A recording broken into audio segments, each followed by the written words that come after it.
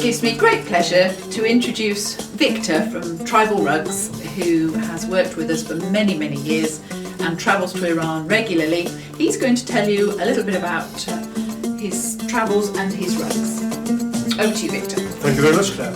And I must say it gives me great pleasure to come here today. It would be giving me greater pleasure, I think, to be able to talk to people directly and involve them directly with some of the weavings which we're going to tell you about.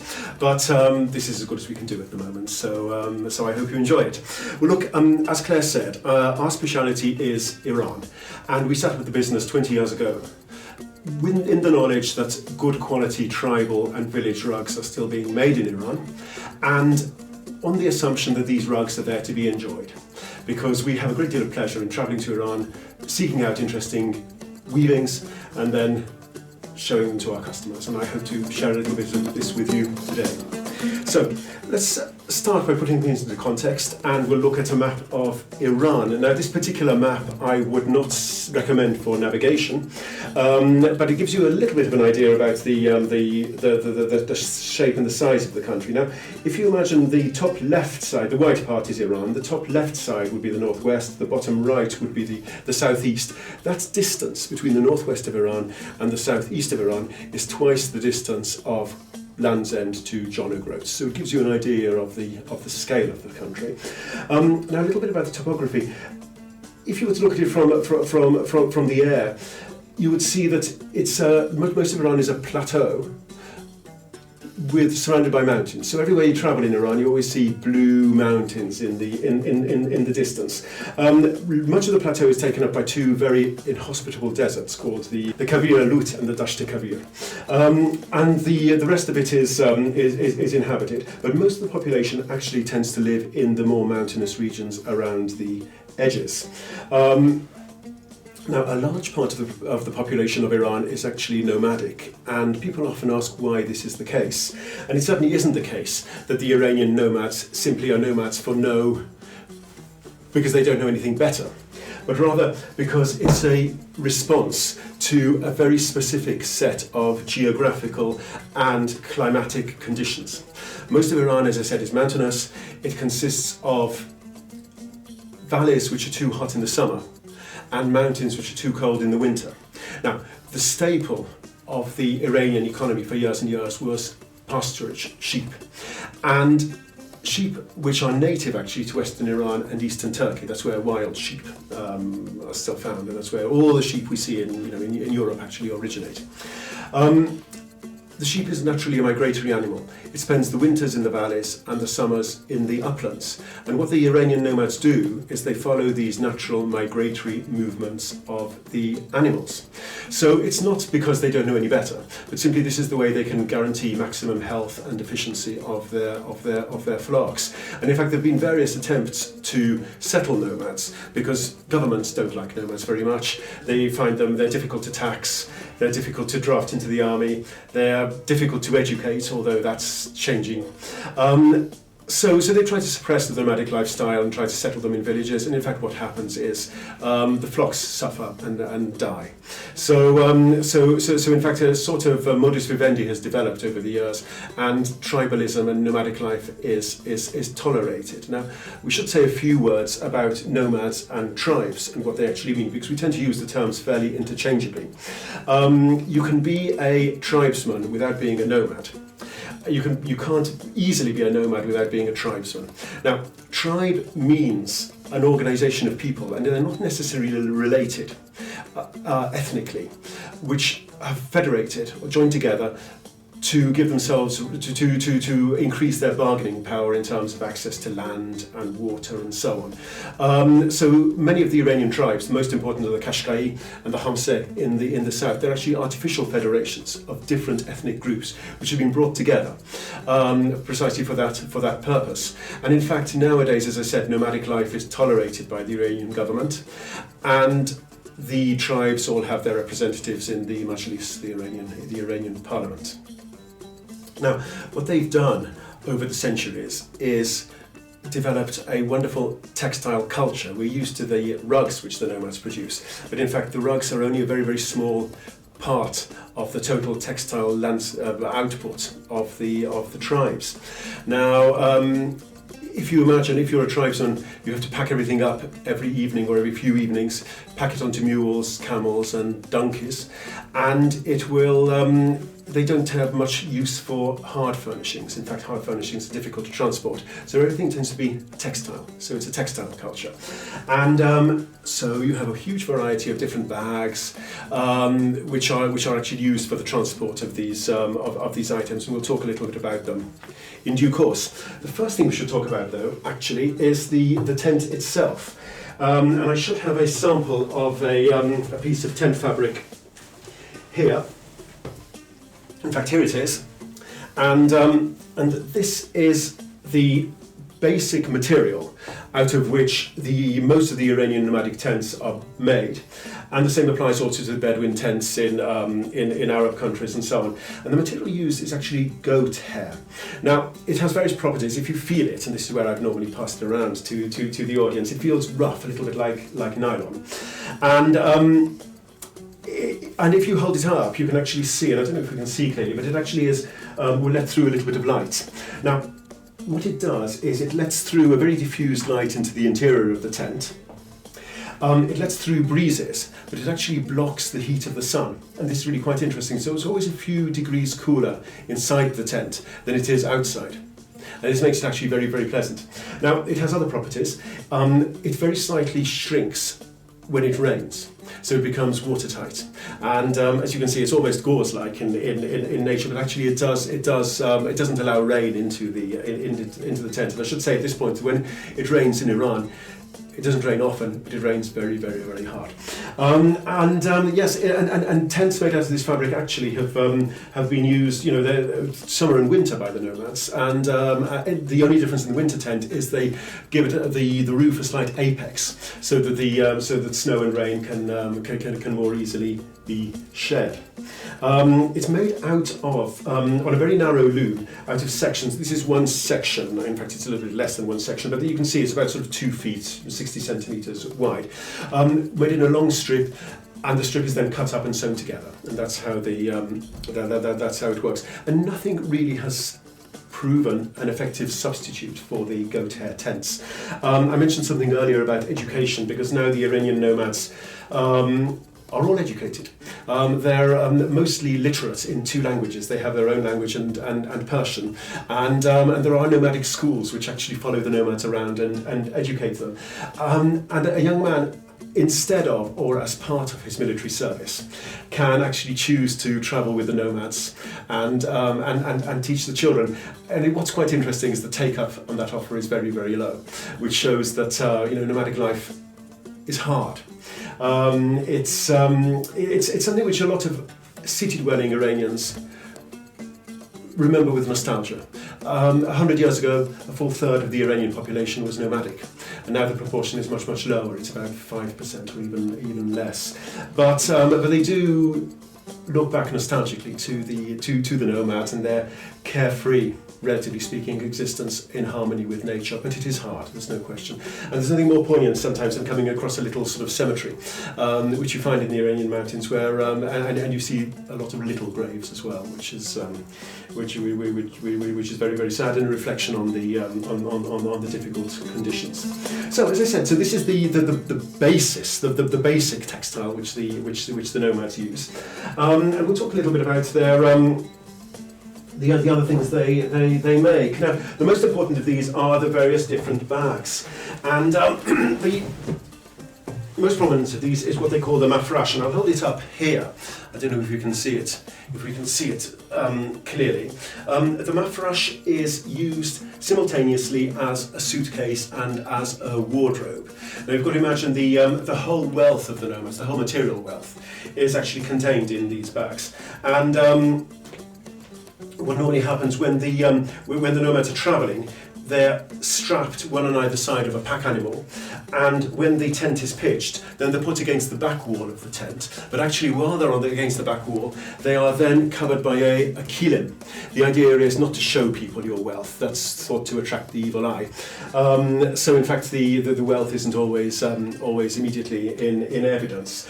But yes, so this is the mafrash, And as you can see, this one's a little bit the worse for wear. It's had a bit of patching here. They have beautiful handles and straps, which you can see just here. And these straps are actually put on by professional saddle makers in Shiraz. So the nomads weave the fabric, which is woven in 3 parts basically. There's the strip forming the sides and the base, and then 2 more panels forming the ends. So this is the basic bag, and they have lots of other different types of bags which they will use. One of which is this, which is a grain bag. And this particular one has been also made in goat hair, undyed goat hair in fact, so you can see that this very graphic pattern is natural black and white goat wool, a beautiful bit of braiding around the edges, and it actually shows the great care which the nomads take for something which is very utilitarian. They still take great care. You know, they won't. What they do actually, and I'll talk a little bit later about their diet and their and meal times and so on. But they actually carry around grain, which then they will mill every day for making bread. So they don't actually carry flour around, it's actually the grain as such. So they do actually have fresh bread every day. And so that's the a grain bag.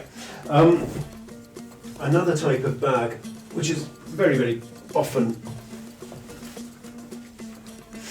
which is actually quite well known, is this type of bag, which is called the khorjin. And the khorjin basically is a double saddle bag.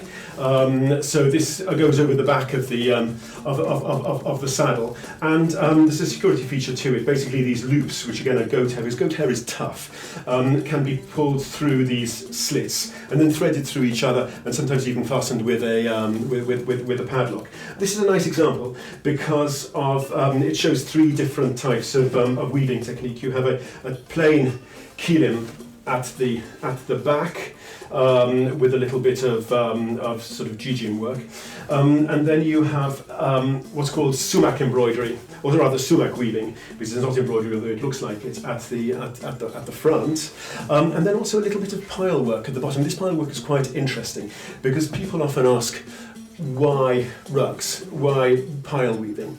And in fact, it's very possible that the use of pile on fabrics like this, on bags like this, predates the use of pile in rugs, because of course the pile prevents, it rather slows down wear. So there's a little bit, the most vulnerable point, which is the angles and the edge of the bag. The pile actually stops the bag wearing and the contents getting lost. So it's actually very, very important. And then here possibly we get back to one of the most primitive types of weaving. Other bags which we can show you. A couple of single bags, these sometimes called chante or torba. And again, you can see the different types of pattern used. And sometimes you'll find these inside a tent, and you look inside and there's toothpaste and toothbrushes or hair brushes, So they're all used for very, very, very practical purposes. And it raises another question, and that is, people often ask, well, why the sheer variety of different patterns? And the answer is probably the following. The reason they have different patterns is so that they can very quickly identify what's where. If you're pitching camp and it's late at night, you want to know where the children's clothes are, you want to know where the bedding is. And if you remember which particular bag you put it into, it's easier to identify. So there's a practical reason for all these different patterns as well. Another well-known type of bag, this is an old and rather battered one, is this, which in Persian is called namakdan, which is a salt bag. Now, I've never seen one of these with salt in it. So, but and I know you don't really see them in use very much. But the idea is, salt, of course, is a precious commodity for the nomads. It's precious, it's used in cooking, but of course, it's also needed for animals. And the idea is that if there's something like this were to fall over, then the contents would be the loss of the contents would be minimalised. And here again, an actually beautiful sort of technique, and I might bring it a little bit closer to the camera so you can see it. So you can see it clearly. And you can see here also the inevitable wear which occurs at the corners. And if they put a little bit of pile here, then that would have prolonged the life of the bag. So there we are. So that's a little bit about the the various different types of bags they use. Now, what else do they need these weavings for? One of the most important thing, of course, most important human requirement is sleeping. And I've got a couple of interesting weavings here. This particular rug, which is very, very, very interesting. Now, every time I unroll this, I lose a little bit of fibre. So it'll probably lose a little bit more now. But this is called tulu, and this is actually Turkish. And it's a very loosely woven rug with a very, very long pile. And the idea is this is used for bedding. So it can either be used as a mattress to sleep on, or it can be used as a quilt. Very, very hard to find these nowadays. And you can see that there is a sort of pattern to it. In fact, the pattern, if anything, is more clearly seen on the back. You can see the for every row of knots there are several rows of wefts, but you can see that there is a pattern developed, sort of a lozenge shapes. You can see it much more clearly from the back than from the front. So that's bedding. Now, of course, the bed itself is one thing, but it also needs cushions. And this is a beautiful little cushion. This is actually woven by the Kashkai, and what it is, the Kashkai, of course, are the most important of the Iranian nomadic tribes, and the most prominent in terms of their weaving. And this is a miniature kilim, which has been woven about sort of 2 feet square, shall we say, and then sewn together to form to form a cushion. And again, somebody else, probably saddle makers, would have put the leather trimmings on at the end. But in fact, it's very, very finely woven, and it's woven with silk. Now again, I'll bring this up so you can see it. But the warps here are silk, and a piece like this was a piece woven with some prestige, and probably woven by a girl for her dowry. Weaving is very, very highly prized amongst the nomads.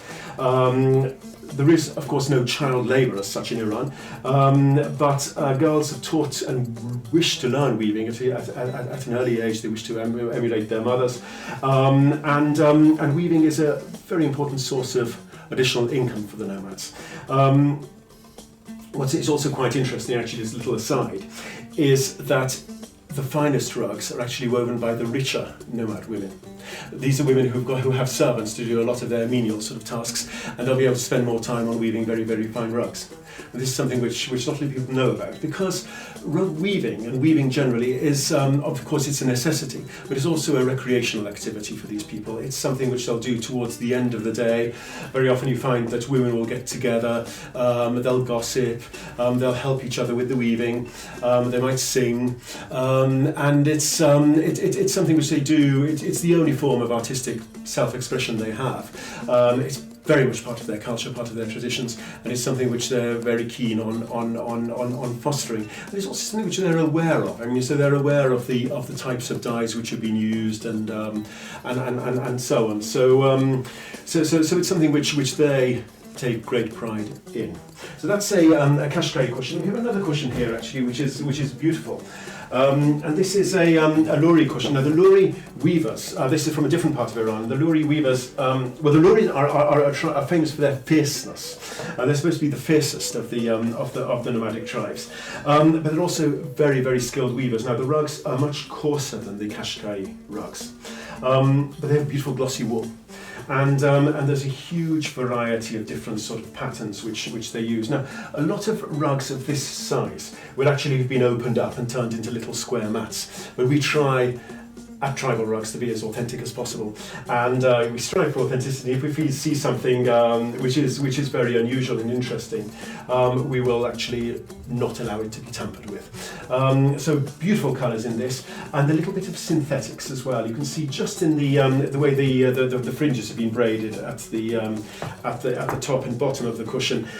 They've used a little bit of sort of synthetic fibre, which is with chemical dyes, and it's very hard. They love colour, and they know by experience that natural dyes, as used in the body of this rug, are actually the rugs which they can sell best. But suddenly when you see the way they're dressed, because they love colourful costumes, and they love lurex and bright artificial fabrics, so that's another cushion. Now another aspect of life, another basic requirement, of course, is food, and what they will have is very, very simple meals. Now imagine the nomads are great herdsmen. They have huge flocks of sheep and goats, and these sheep and goats constitute, the bulk of their wealth. But they never eat them. It's very, very rare, for instance, for a lamb to be roasted, possibly at when there's a wedding or something like that. Otherwise, their diet is actually largely vegetarian. It's foraging. So they will eat mushrooms, they will eat berries, they will eat edible leaves and roots. A basic unit of their diet is, and I can't remember what they're called. They're little round balls of dried yogurt, which you see drying on trays in the sun, and they're very salty, and that's a basic source for them of calcium and other nutrients, of course. And the beautiful thing is that actually, while the diet is very, very simple, they're very, very hospitable, and they always welcome visitors and so on to their tents. And what they actually do is they will roll out what's called a sofre. Now, sofre is a Turkish word, actually, also used in Persian. It means tablecloth. And so this is the only type of nomadic rug, nomadic weaving, which actually is plain. I particularly like this one because when you hold it up like this, it reminds you of the desert landscape.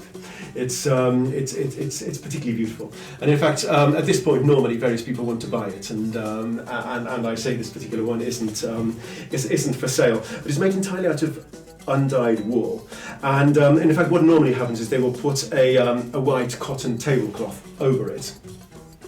And then you sit down, cross-legged all around it. A tea service is brought out, which might have been in the family for 100 years or so. Tea with sugar is served in little glasses on little saucers, and there'll always be a little plate of herbs, and then cheese, which they make, yogurt, and these little balls of dried yogurt, which I mentioned. As I said, they have chickens, which they will occasionally eat, and of course they will eat the eggs. But otherwise, it is very largely a vegetarian diet. So that's actually quite interesting. And actually, it's also very much at odds with the rest of Iranian society, which is very, very carnivorous. And of course, they rely largely on the nomads for the supply of meat. But in fact, the nomads don't actually eat a lot of meat. Themselves. Now, one of the great social sort of events of the Iranian nomadic year is weddings, and these weddings actually normally take place in the spring, and they're very, very highly ritualized. A little bit like I mentioned, like the meals, despite being very simple, are very ritualized. The Iranian wedding, or rather certainly the Iranian nomadic wedding, is very, very ritualized, and it consists of the ritual abduction of the bride by the bridegroom and his mates. And what they do is they come over and they blow trumpets and bang drums and so on. And she knows what's coming, but they abduct the bride and they take her over to her new to her new husband's tent, which is where the wedding ceremony will take place. And I've never seen it actually, but it is a spectacular sight. And what they'll do is it's a feast of light and colour and so on, and noise, in fact, and it's the only occasion nowadays when the nomads dress up their horses. Now, what we have here is a very beautiful nomadic horse blanket. I'll hold it up so you can get it all. There's a lion in it, and you can see again it's been woven in two parts, and just in the middle of the lion you can see the joint between the two parts. And the lion is a little bit like Picasso would have drawn a lion, so you can see that the two eyes are both on one side of the head. And as I said, it's used by the as part of the wedding celebration. What happens is it's actually thrown over the back of the horse, sort of like this, and then these parts, these flaps are fastened under the horse's neck, and it gives you a little idea about as I said, the feast of colour and noise which the Iranian nomadic wedding will consist of. And in fact, there is at one point, let me try to find it. Yes, there's a little picture just at this corner of the of the bride and groom, just to remind you of the purpose. And so there, yes, the celebrations go on for all the families and the wider families and so on are invited. There's a wide exchange of gifts and so on, and then hopefully a few months down the line, there'll be a sort of happier event, which is the birth of a child, and for this occasion, the girl will have woven a cradle, and there we are. This is the cradle. Again, these very often, before we can capture them, all the little tassels are sort of cut off and they're sold as rugs. So we're quite lucky to be able to find this one. At this point, normally I ask for a volunteer, because what we need is to show you how it's sort of stretched between the tent poles, and there we are. So it forms a little hammock effectively for the for the baby, and little tassels also sort of keep flies and so on away. And the mother might be sort of weaving her rug, and she'll give a little sort of push to the hammock every so often. You've got to imagine the little sort of the cotton mattress inside, and little sheets and so on. It's actually a charming sight. And as I said, this is it's quite unusual to find one of these intact. So there we are. There's a little introduction to tribal life and some of the weavings. And normally the last of these items which I sort of bring out is this, and this is the puzzle item which I hold up, and I'd pass it around and invite people to guess what it is. And most people think it's a sort of halter of some sort for a horse. And they're right about the horse, they're wrong about the halter. What it actually is a cushion for a horse. And the Iranians use the nomads use an old-fashioned type of saddle with a pommel, and the pommel goes through here. And this is stuffed with sweet-smelling herbs.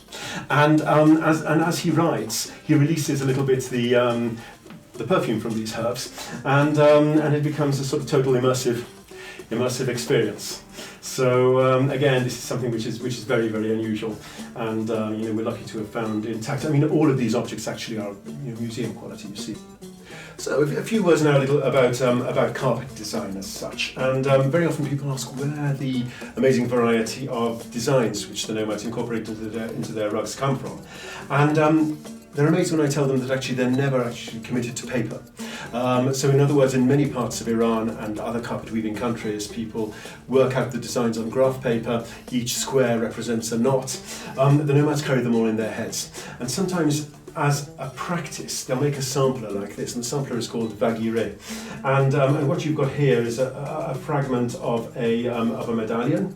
So the central part of the central part of the medallion, a fragment of the of the edges of the carpet. I hope it's the other way around. This is actually a horse's head, which is a very frequent design in Qashqai carpets. In fact, it's incorporated, but we can't see it in the rug I'm standing on. And then other bits of decorative foliage design and so on from the rug itself. And this is the closest they'll get to actually codifying the carpet design. And sometimes the designs have much wilder origins altogether. And I hold this piece up, which is quite remarkable. Now I would say this is the type of design which we would never ever normally buy. But it's quite interesting because it gives you an insight into the origin of designs. Now, I hold this up, I don't know if you can see the lady's head quite clearly. Her name is Shahrazad, and this design actually originates on a tin of tea. And it's a famous brand of Iranian tea. I wanted to get a can of it to show you a tin, I should say, to show you the design. And all I could get is this. This is the post-Islamic Revolution version, where she's dressed in a hijab. So she's no longer has the elaborate sort of Persian headdress. Shahrazad, of course, is the princess who narrated the 1001 Nights, and it's introduced an element, a little bit of exoticism. And what's quite interesting interesting in this, not only is faces are very, very, very difficult to do in carpets. It's very, very hard to get the angle right, and no weaver really, no nomadic weaver can ever do it properly. But the other thing to point out is the colours. Now, as I said, this sort of rug we would never normally buy for our stock. There are some very, very bad colours in it, such as this pink colour, which is a synthetic dye. The blue here is synthetic. The green is nearly always synthetic because it's a very hard dye to obtain with natural dyes. So what you'd have to do if we were to buy a rug with these colours, we wouldn't reject it out of hand if the design is good, but if we need to go into the sun, what we'll do is simulate the natural aging process of the rug and the softening and patinization of the colours by exposing it to the sun. So we'll do that over the course of the Iranian summer. And the other thing which you can see is the condition of the fringes, both at the top and bottom. This is something which does need to be tidied up. Here they've been left deliberately untidy to show you what we're up against. Yes, so it gives you a good illustration of the sort of treatment which a rug has to receive before it can be actually presented to our customers and to yourselves, the public. So thank you very much.